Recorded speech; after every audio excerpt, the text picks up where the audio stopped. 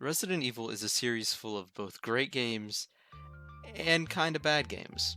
And I've decided to rank them, according to my own opinion, of course, in preparation for the new game that's supposed to come out in 2021. I'll only be ranking the main series games, of course, because I haven't played all of the spin offs, and I will only be ranking the latest remaster or remake version of all of the main series games. This is because I haven't played all of the originals because I don't have anything to play it on, so hopefully one day I'll be able to do all of them. Here's the list of all the specific versions I'll be ranking, and just as a final reminder, these are all opinionated, and I will warn you, I do have some rather controversial Resident Evil opinions, so feel free to let me know what your opinion is. If it's a typical one, a weird one, obscure one, let me know in the comments. So with that out of the way, here we go.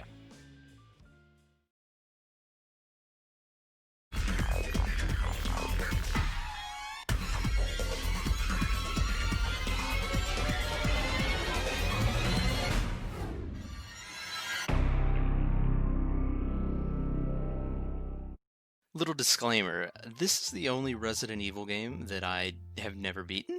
But to be fair, I think, almost beaten it. But my justification for still ranking it is the fact that it is the only Resident Evil game that has bored me enough to not beat it. The reason I still haven't beaten this game is because of the partner mechanics.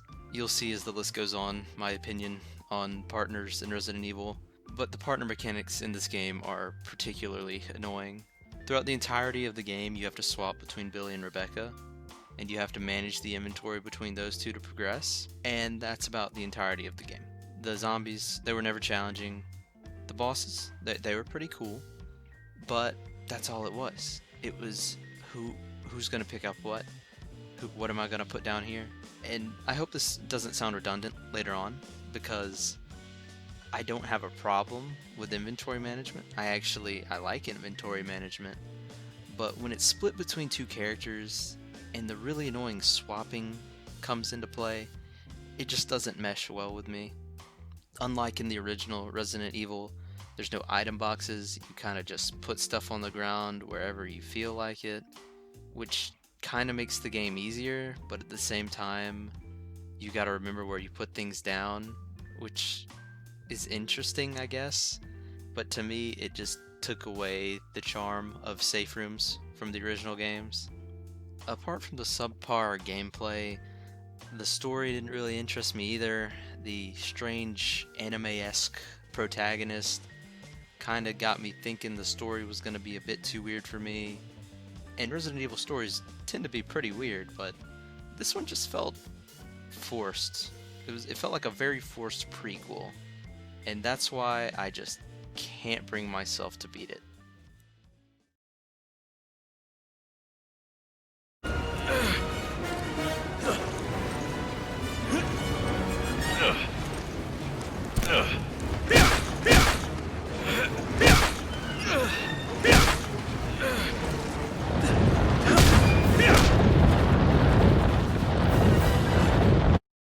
And here we have yet another partner-heavy game.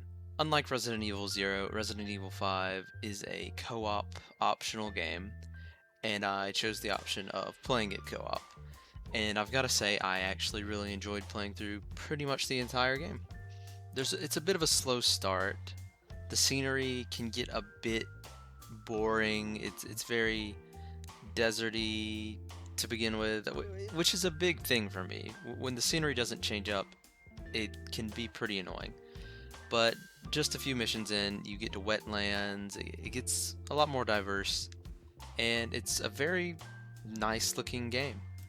However, that does not mean it's an extremely fun game. Particularly if you want to play solo, which I have played a little bit solo, but I would never want to play the whole game solo. This is because you have to rely on partner AI to help you out for pretty much everything in the game. There's waiting for your partner to open a door, there's opening a door for your partner, and even if everything goes right and the AI works as intended, it's just not fun doing that with a computer. That it can be fun doing it with a person, but even then, that constant partner-based gameplay gets really tedious. Managing inventories in this game isn't a problem, because this game is solely a third-person shooter. There's no puzzle aspects to it at all, which is honestly probably a good thing. I mean, believe me, I prefer Resident Evil being a slower pace, scary game, but I think for the sake of this game, a lack of important things being in your inventory is for the best. I think this game really shines in its boss battles and cool cinematics, but that's about it. It's not an extremely fun shooter. You'd be better off playing like through Halo or a Call of Duty campaign with someone.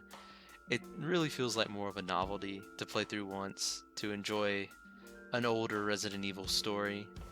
And I should mention the story is pretty enjoyable, but overall, it's just an alright game to play with a friend every once in a while. There are multiplayer online modes, but of course they're dead since the game came out over a decade ago now, so all that's left to do is play through the campaign if you want, look for the medals, which is fun in its own right, but it's certainly not a grade A experience.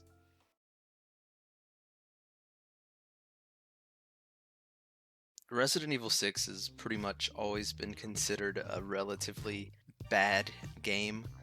In recent years, it's gotten a little bit more praise, I believe, due to nostalgia, but I personally didn't play the game until last year, or really just a few months ago.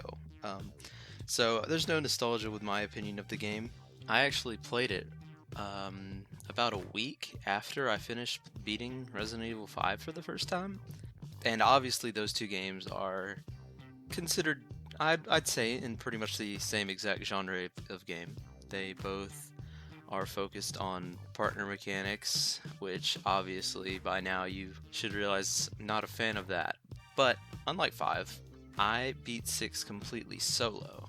I have yet to play a co-op session of 6. I've played some of the multiplayer game modes, which, like 5, pretty much obsolete now. But the campaign, I thought, was actually more enjoyable than 5. It was a lot more diverse. The movement was kind of more fun to me. There was a lot more variety of guns. There was more interesting mechanics, you could say. I mean, a lot of people make fun of the really weird parts, but I personally really enjoyed the motorcycle section, jet ski stuff. I don't know why. Maybe because I had heard about it and I was prepared for it. But overall, I'd say it's just a more fun game than 5. It's not to say it's a really good game, but I don't think it's an awful game. I never was like, man, I am not having fun playing this. The only real problem with it, I felt, was the fact that the chapters were so long. I feel like they could have split it up into much smaller parts. Each chapter can go up to over an hour long, and it's not very clear where the checkpoints are. Just because it says the game is autosaving does not mean you have a checkpoint. Found that out the hard way and had to redo about a 25-minute long section one time after I quit. But more importantly, I feel like this game focused less on helping your partner and more on the duality of the partner, I'd say. Like, one person had to do this while the other person had to do that. There wasn't not that I can remember, there wasn't a time that I was waiting for my partner to do something. Maybe like a very small section where I think Jake has to help Sherry up some places. But for the most part, most of the split sections, you're each doing your own thing, and it's made more interesting, in my opinion, than Resident Evil 5.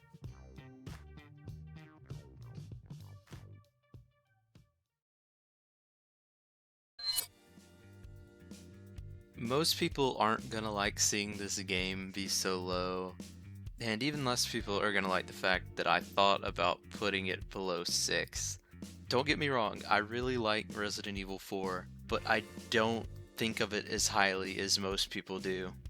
This game's often considered to be the best Resident Evil game ever, but I just don't see it. I can agree that it is the best out of 4, 5, and 6, mainly for the aesthetic purposes and the fact that there's no partner mechanics other than protecting Ashley, which, in my opinion, wasn't a problem at all. It made the game more interesting. I know for its time it was a very cool game, and to be fair, I didn't play it when it came out, so maybe I don't have the same say in it, but comparing it to the other games in the series, it doesn't compare to me. I have only beaten it once because I've never really felt inclined to go through it again. It was a fun playthrough, especially the section with the regenerators and the Iron Maiden, but I don't know. I feel like 6 even has more replayability than 4 does, and be that whether the collectibles make it more replayable or I just find it more fun to play, I don't know. 4 just doesn't make me want to come back for some reason.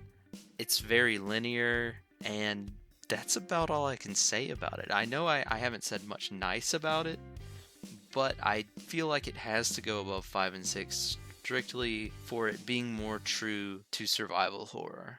It is about on the same enjoyability levels, in my opinion, though.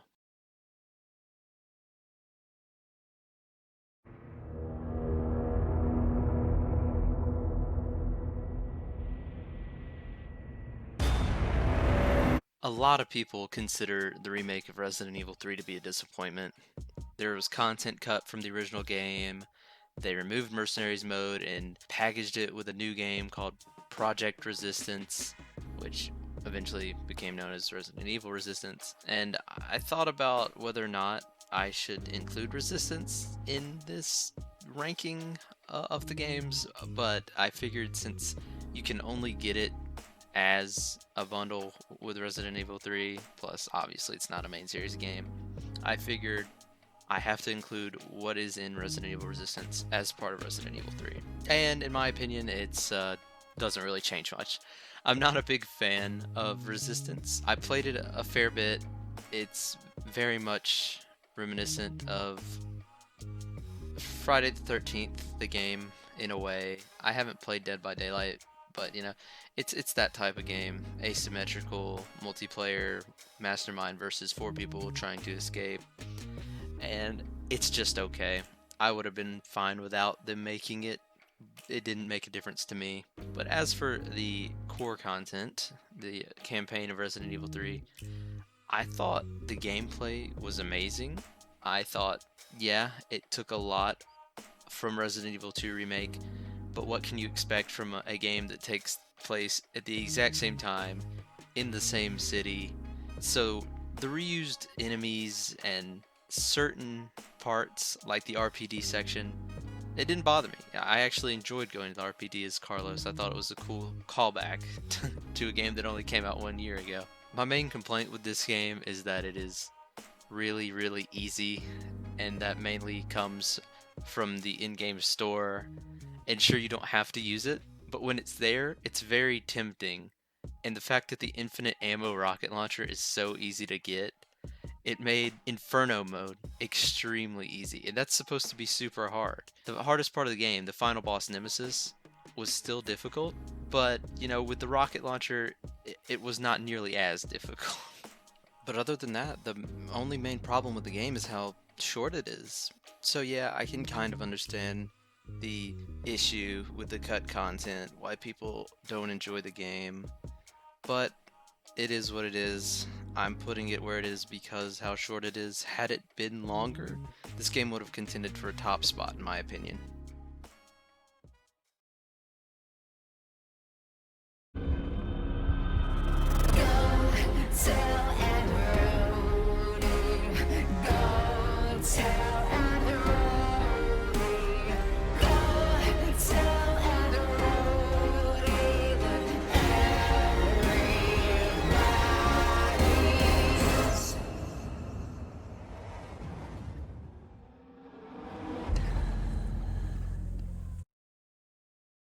I've seen a lot of people refer to Resident Evil 7 as not a Resident Evil game.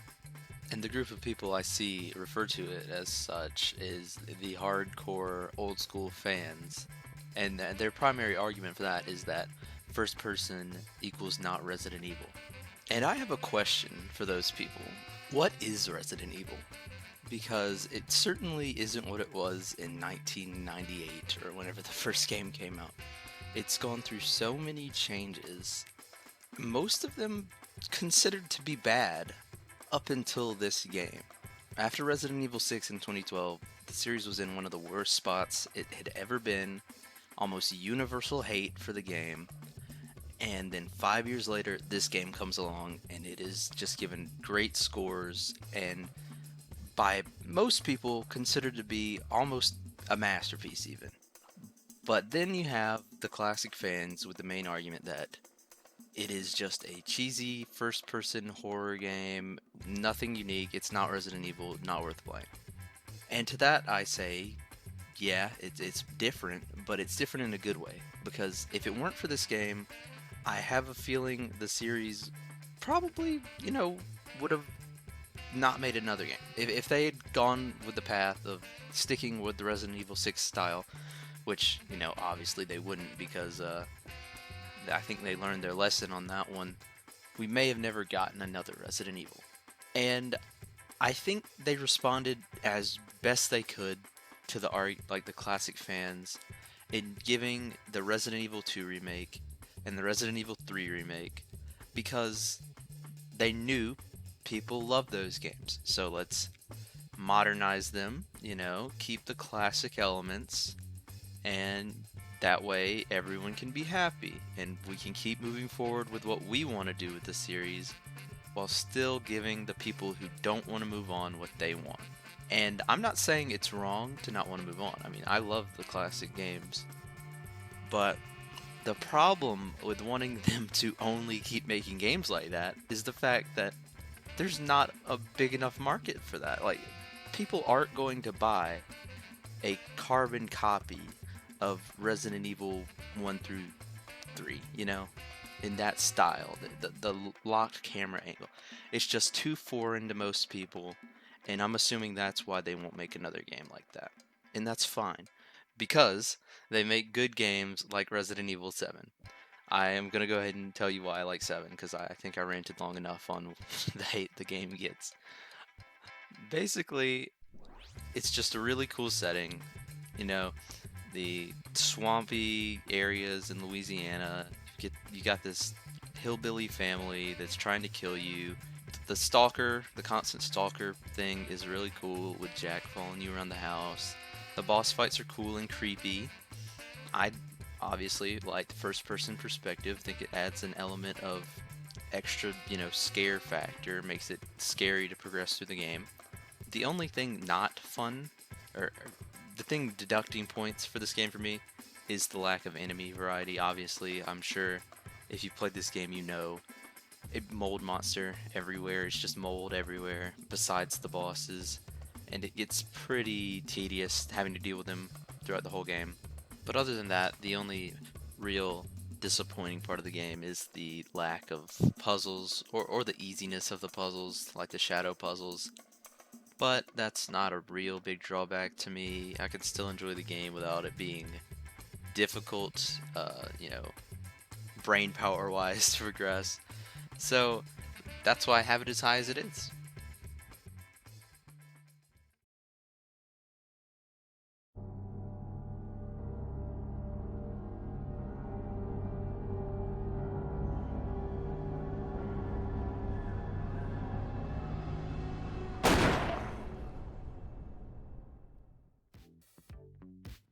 And after all that ranting about the classic fans, here I am putting Resident Evil 1 above 7. And be honest, I think this game is probably the better game, but just by a little. As with most people, my main obstacle with starting to enjoy the game was the fixed camera angle. And obviously, I played this game before I played Resident Evil 0 because that wasn't a problem for me in Resident Evil 0. But after, I'd say, maybe an hour or two of playing this game, I got accustomed to the fixed camera angles.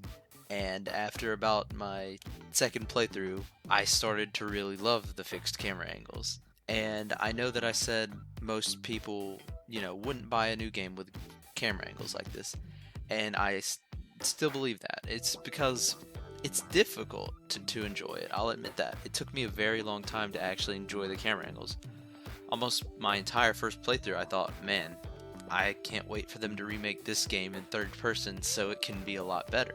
But after having beaten the game, I think 6 times now, I think I actually would prefer the remake to have fixed camera angles, but I would still love it to have third person. I think that'd be a cool change. Obviously, this game isn't the original Resident Evil 1. I can't really speak for the quality of that game. I've heard various opinions on whether this remake is better or not than 1. I think the majority agree that this game is the pinnacle of Resident Evil. It's what a remake should be. And obviously, I think within 10 years we'll get a remake of the remake, and I'm playing a remaster of the remake, so it gets kind of confusing on how many remakes there are of this game. But I have to agree with the fact that this game really sets the bar for how good Resident Evil could be. Just the setting alone, the mansion, is so impressive with how all these puzzle pieces that you have to find are all intertwined, and the optional things you can do, and the special modes you unlock, like the invisible enemy mode. It makes you just want to keep replaying and seeing what you missed. I mean, there's like a ton of different endings based on who you save and what decisions you make, which you wouldn't really expect from a game like this. I actually really enjoy inventory management in this game, deciding which gun you should bring with you out of a safe room, how many herbs you should bring, what do you think's going to be around the next room, are you going to die, is it worth spending an ink ribbon? The limited amount of resources you're given in this game really make you think, and it makes the game a lot more fun when you have to strategize like that. The sheer replayability alone of this game is why I have it at the number 2 overall spot.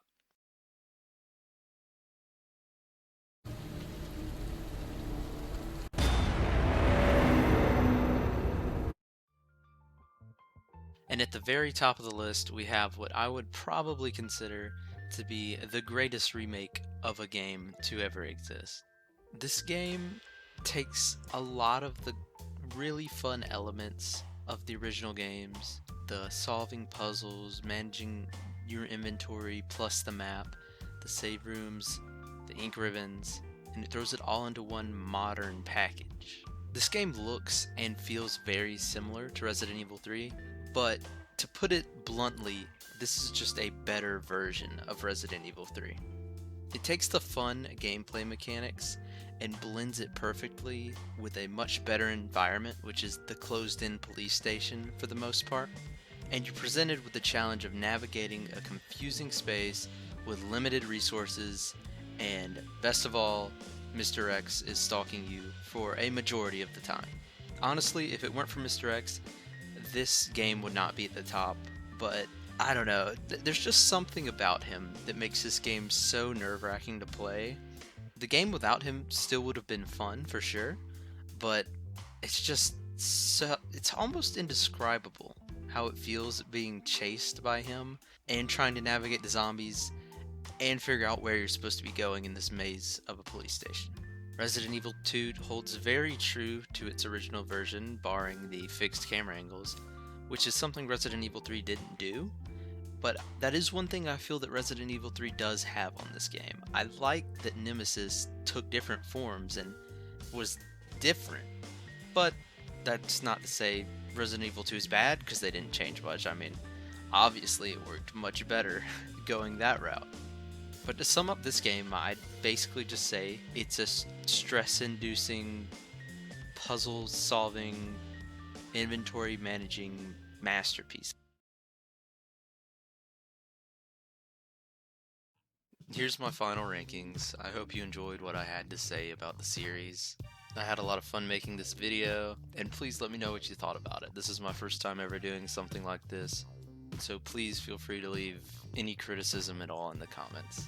And you could also like the video if you're feeling pretty nice today. But anyways, have a good one.